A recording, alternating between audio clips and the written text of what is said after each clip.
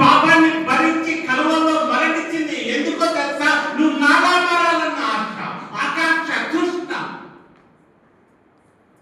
కేవలం దేవుడి సన్నిధానికి వచ్చి దేవుడి మాటలు విని వెళ్ళిపోవడానికి కాదు. దేవుడు నిన్ను నన్ను ఏర్పరచుకుంది.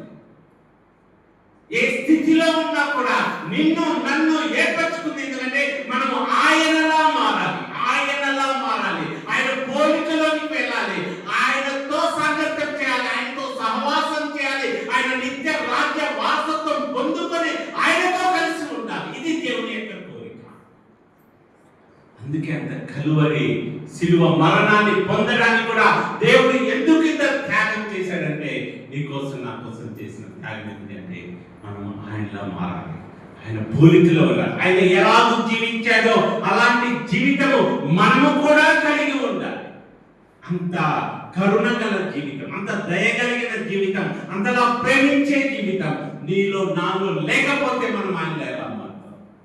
ఏ అర్హత ఉందని దేవుడు నీ కోసం నా కోసం మన్నించాడు. ఒకసారి జ్ఞాపకం చేసుకొని దేవుడు ఇచ్చిన గొప్ప భాగ్యాన్ని మనం సద్వినియోగపరచుకొని ఆయనలా మారడానికి ప్రతి ఒక్క రాయత్నం కావాలని చివరిసారిగా మరొకసారి పాట పట్టుకొని మనం ఆరాధన ముగిద్దాం.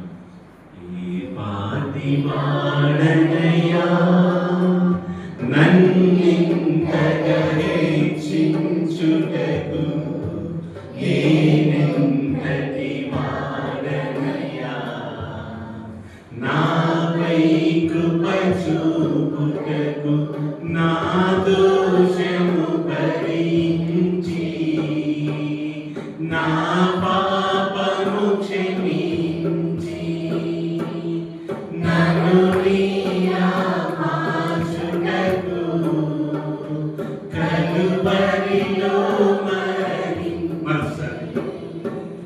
నా దోషము భరించి నా పాపము క్షమించి నన్ను నీలా మార్చుటకు కలువరిలో మరణించి ప్రేమించే ప్రేమమయుడా,